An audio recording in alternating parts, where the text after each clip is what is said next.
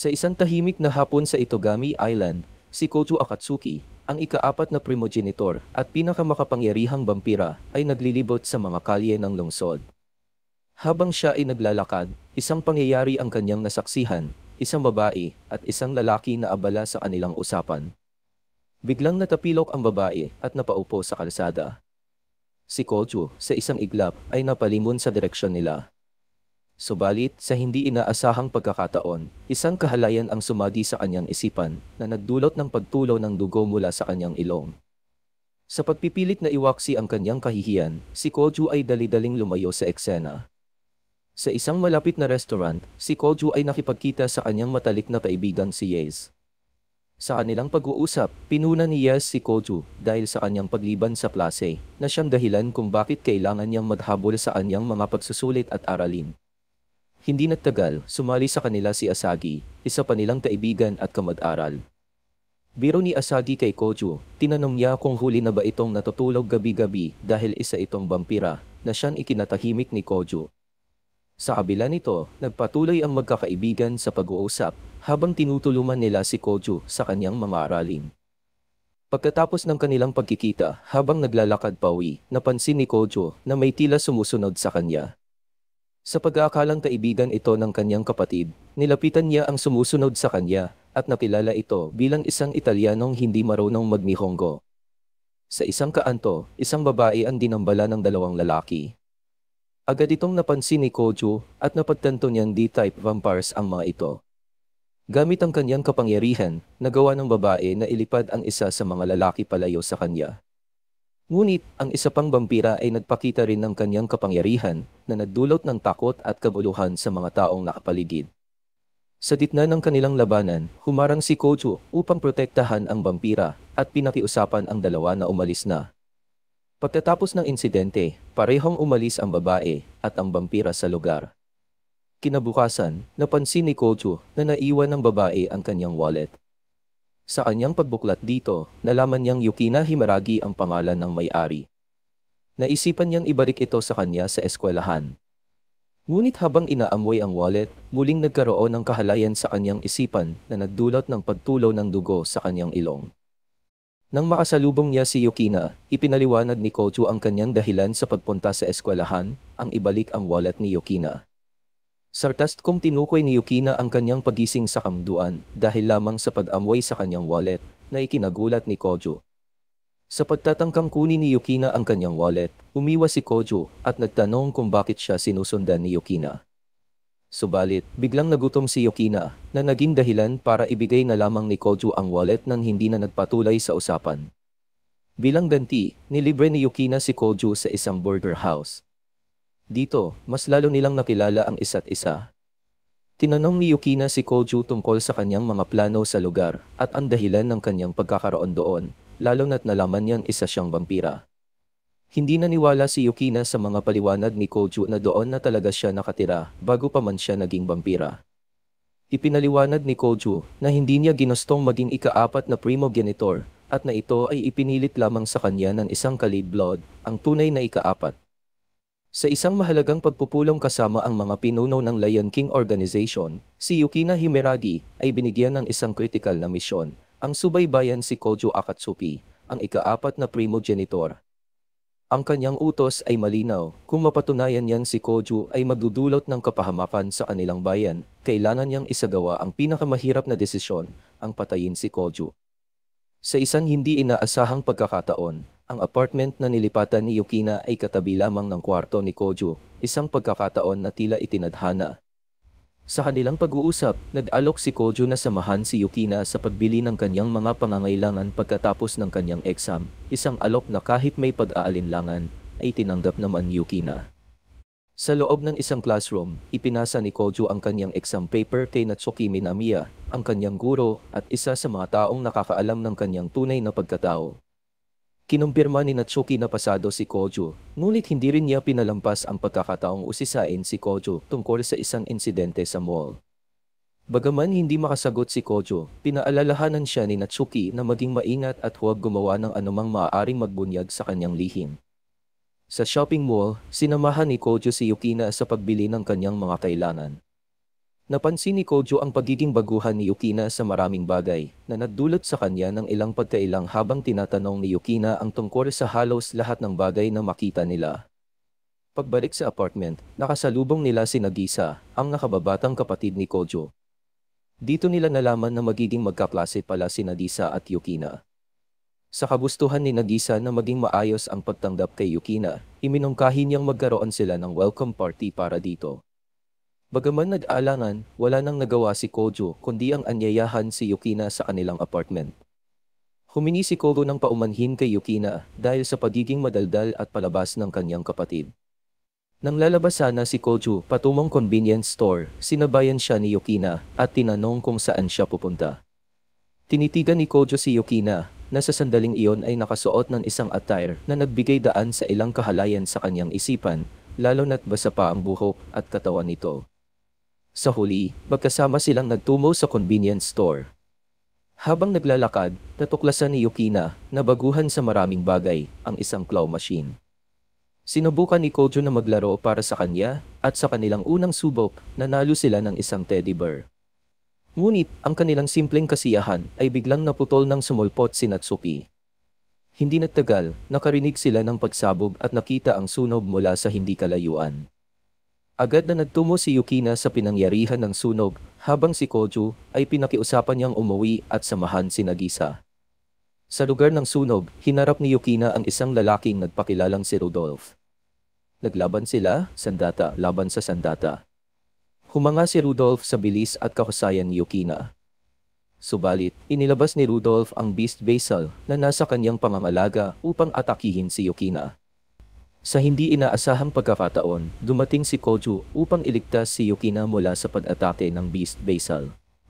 Sa gitna ng labanan, tinamaan si Kojo ng isa sa mga kamao ng Basal na nagpalabas sa kakaibang lakas at kapangyarihan mula sa kanya. Kinabukasan, habang naglalakad si Kojo at Yukina, napag-usapan nila ang naganap na labanan noong nakaraang gabi na naging laman ng balita dahil sa malawakang pinsalang naidulot nito. Nag-aalangan, tinanong ni Kojo si Yukina kung iniulat ba niya sa kanilang organisasyon ang kanyang mga ginawa. Sinagot siya ni Yukina na nagdadalawang isip siya dahil alam niyang hindi kasalanan ni Kojo ang nangyari at sa katunayan ay iniligtas pa siya nito. Habang naglalakad sa campus at nag-uusap, nakasalubong nila si Yace. Nagulat si Yace nang makita na hindi si Nagisa ang kasama ni Kojo. Nagpaliwanag si Kojo sa kanyang kaibigan at nagkaroon naman ng pagkakataon si Yukina na magpakilala kay Yace.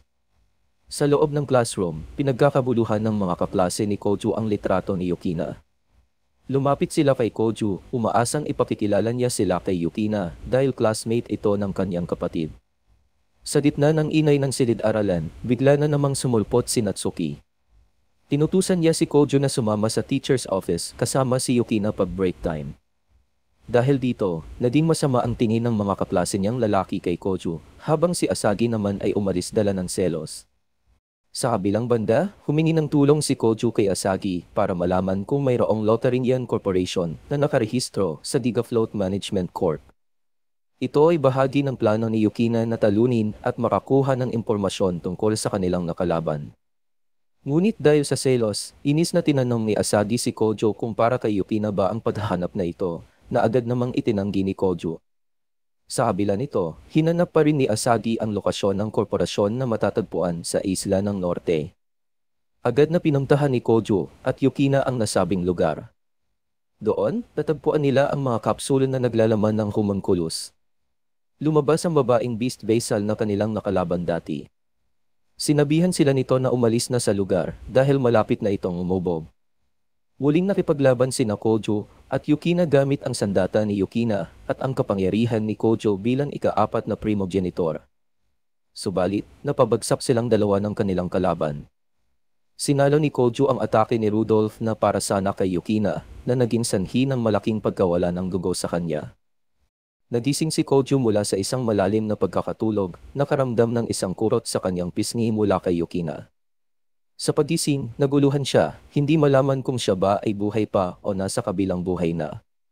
Mainat na ipinaliwanag ni Yukina na pagkatapos niyang mamatay, kusang naghilom ang kanyang mga sugat at siya ay muling nabuhay.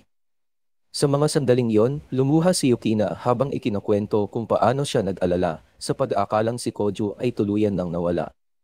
Nalaman ni Koju na ang kanyang kaibigan si Asagi ay natrap sa loob ng Keystone Gate, isang sitwasyon na nag-ugat ng sugurin ni Rudolph at ng kanyang beast vessel ang lugar. Sa loob ng Keystone Gate, si Asagi ay puno ng takot at hindi alam ang gagawin. Napapaligiran siya ng mga sugatan at patay, isang eksena ng kabuluhan at desperasyon. Sa gitna ng kagipitan, tumawag si Kojo sa kanya, at ikinwento ni Asagi na ang buong gusali ay gumuho at hindi niya alam kung paano makakalabas. Ibinigay ni Asagi kay Kojo ang lokasyon kung saan sila maaaring makahanap kay Rudolph. Sa isang mapamahas na hakbang, sinugatan ni Yukina ang kanyang leeg upang maglabas ng dugo. Hinimok niya si Kojo na inmin ang kanyang dugo sa pag-asang magpapasya si Kojo na iligtas ang sangkatauhan. Naniniwala si Yukina na kung makakainom si Kojo ng dugo ng tao, magagawa niyang kontrolin ang kanyang mga beast vessel. Bilang tugon, niyakap ni Kojo si Yukina at sinimulang inumin ang kanyang dugo. Nagpunta ang dalawa sa Keystone Gate upang harapin si Rudolph, na nagnanais ng isang mahiwagang at makapangyarihang artefakto. Nagkaroon ng matinding labanan sa pagitan ni Kojo at Rudolph. Inilabas ni Kojo ang kanyang beast vessel na Regulus Arm na taglay ang pambihirang kapangyarihan. Sa laban ng beast vessel laban sa beast vessel, ginamit din ni Yukina ang kanyang makapangyarihang armas. Sa kanilang pagtutulungan, tuluyan nilang natalo si Rudolph at ang kanyang beast vessel, pinatunayan ang kanilang lakas at determinasyon na protektahan ang sangkatauhan. Isang bagong banta ang lumitaw, at si Natsuki Minamiya, ang mahiwagang tagapagtanggol ng Itogami Island, ay mabilis na kumilos. Napansin niya ang isang balak na pagpapasabog at agad niyang na-neutralize ang banta gamit ang kanyang kapangyarihan, pinigilan ang kaaway at ikinadena ito, pinatunayan ang kanyang kakayahan bilang isang mahusay na magic user.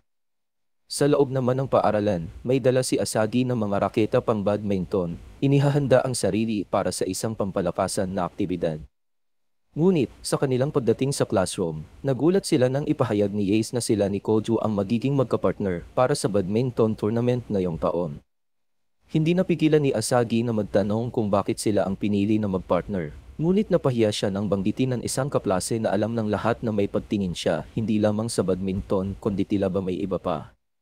Sa kabila ng pagkapahiya, mas lalo pang uminit ang mukha ni Asagi nang sabihin ng kanyang kaklase na in love siya sa badminton, isang biro na nagdulot ng katahimikan sa kanya.